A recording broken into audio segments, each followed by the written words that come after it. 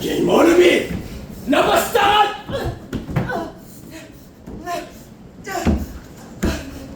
Ilang beses, ha? Ilang beses ko bang uulitin sa inyo na hindi sa inyo ang lupain ito? Sumasagot ka ba? Bakit? Bakit palagi na lamang kumakampi ang kasaysayan, ang kapalaran sa mga dayuhan, ha?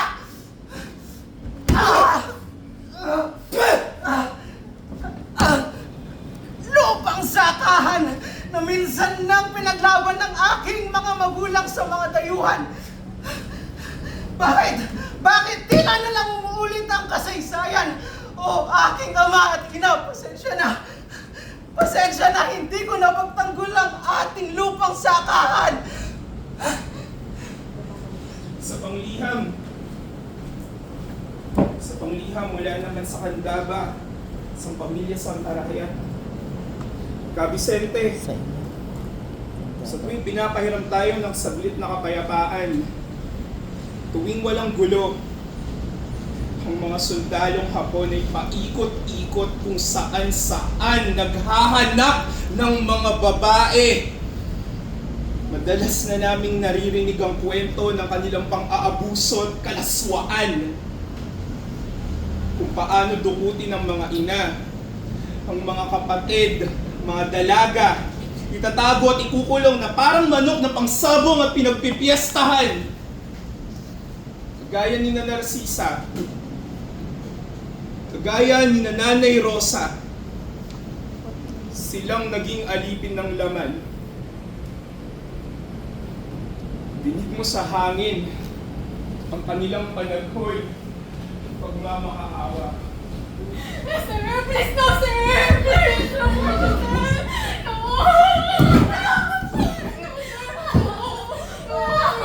Tumigil ka na! Tumigil ka!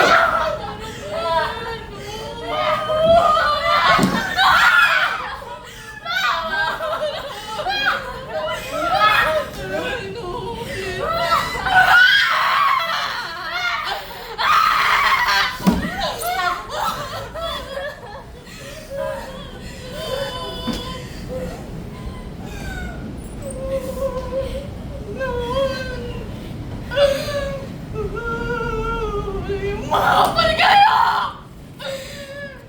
Napakalumi kong babae! Nagdamig-dami ako sa rin!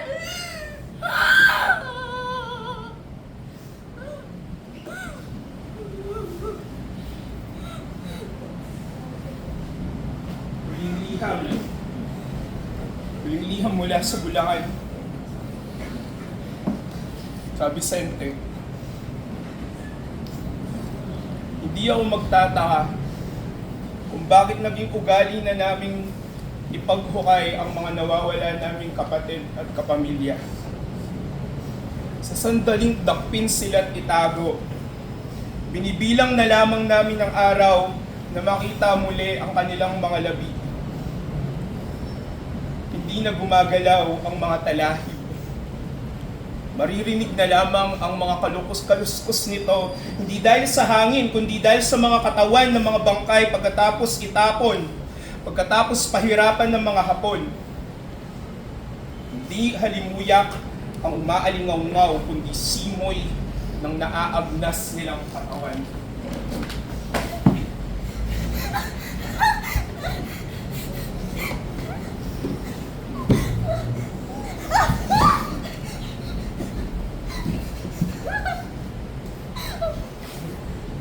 Where is the hideout? Wala nga ako! Wala! Hindi ko sila kilala! Usatsuge! Wala nga! Yuwaya!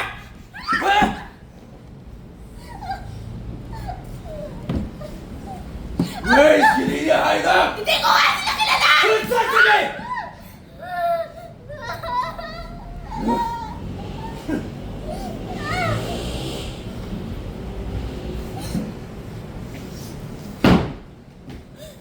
Banzai!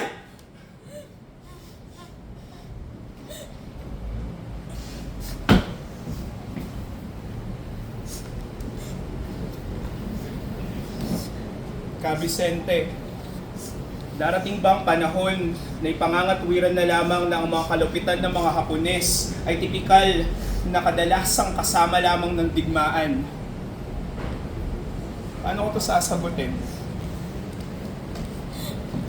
Paano ko sasabihin sa mga kapwa ko Pilipino na ang kasaysayan ang nagagawa lamang ipaalala sa atin lagi kung paano tayo nanalo at nagtagumpay. Pero kasaysayan din madalas ang nakakalimot sa lahat ng mga nanakit, sa lahat ng mga nagkadurog-durog ang puso. Darating ang araw, parati nating maaalala ang petsa kung kailan natin nakamit ang tagumpay. Maaalala ang pangalan na binigay sa mga nangyaring yun, pero makakalimutan din natin ang mga pangalan sa likod ng lahat ng pagwawagi. Silang mga inaapi, silang mga pinatay.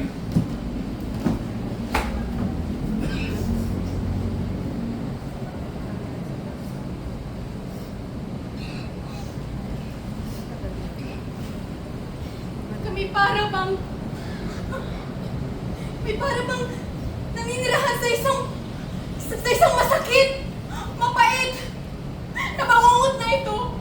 Dahil sa mga hapon na yan, tinanggal nila ang aming halaga, ang aming dignidad, ang aming puso at isipan. Oh Diyos ko, tulungan niyo po kami. Awaan niyo po kami.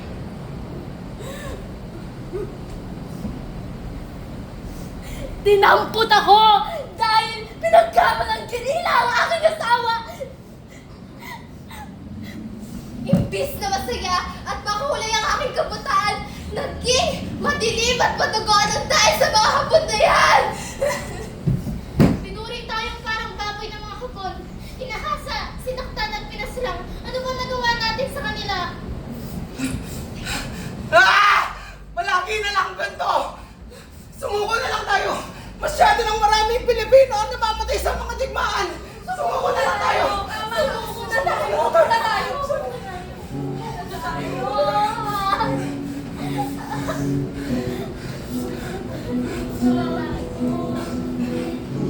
Lubog pa rin ang araw, dadakot pa rin ang ilaw. Hindi ako magpapatinag hanggat masino pang liwanag.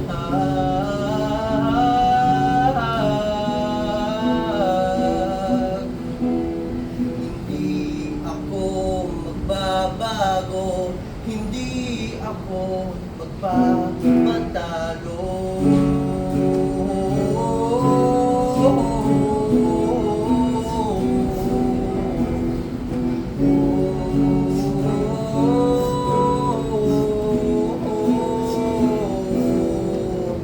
Hindi kami magbabago. Hindi kami magpapatalo!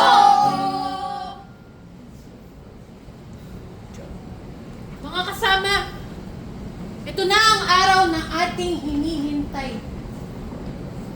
Tandaan nyo na hindi lang bala ang kalaban, kundi ang takot, ang pang-aapi, at ang pananahimik. Pero tayo, hindi tayo natutulog sa takot. Kapag tayo'y nagtagumpay, hindi lang panalo ang dala natin, kundi pag-asa ng mga ina, anak, at magsasaka na laging inaapak-abakan. Ano? Handa na ba kayo? Oo! Handa na ba kayo? Oo! Posisyon!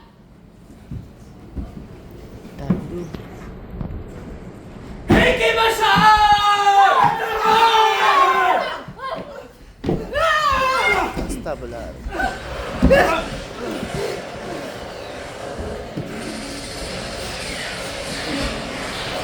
Tigil!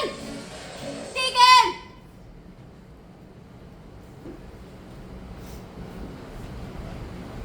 Ubus na sila. Ubus na sila. Mga kasama, ubus na sila!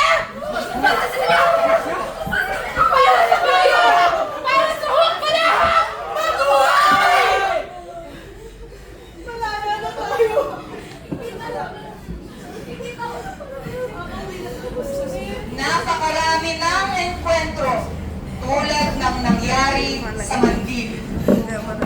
Napakaraming ina, ama, at anak ang nawalan ng minamahal sa ngalan ng proteksyon at pagmamahal sa bayan. Marami sa kanila ay hindi na naaalala dahil wala nang umalala. Maraming sakripisyo at pagtindig ang hindi nakita, hindi narinig. Ngunit hindi ibig sabihin nito na walang bisa ang kanilang mga inalay.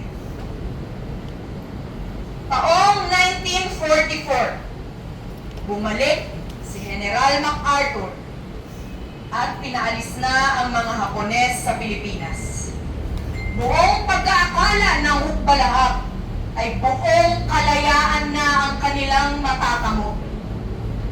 Subalit, isang malaking bomba sa kanila ang hindi pagsunod ng gobyerno sa kasunduang magkakaroon sila ng mas magandang estado sa buhay.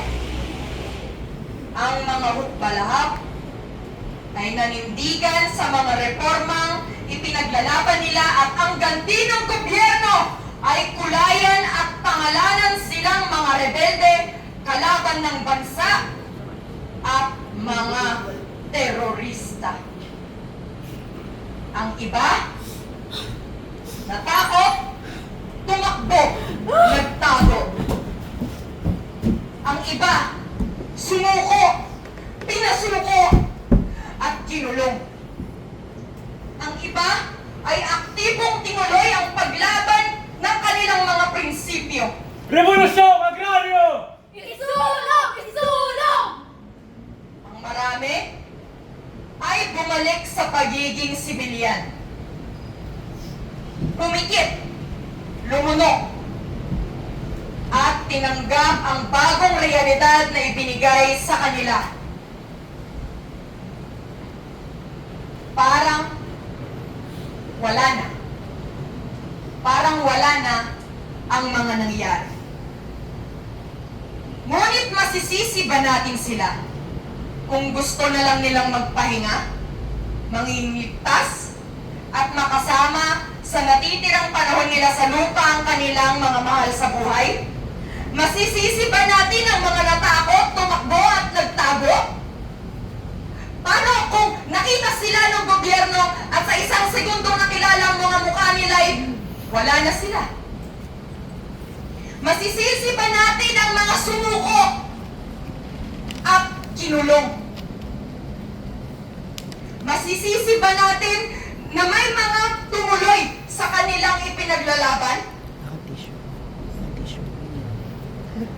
Palaging may dumarating na mga dagok sa buhay natin, sa bansa natin, at sa mundo. Tayo ay may kalayaang pumili kung saan pupunta ang ating tadhana. Ang kalayaang ito ay dahil sa mga sakripisyo ng matatapang nating kababayan. Buhay nila ang ginamit nila upang tubusin ang regalong ito para sa atin. Kung anuman ang pipiliin nating landas sa harap ng dagok, isa ang tiyak. Mahanap at mahanap natin ang lakas at pag-asang magpatuloy hanggang sa ating inaasam na destinasyon.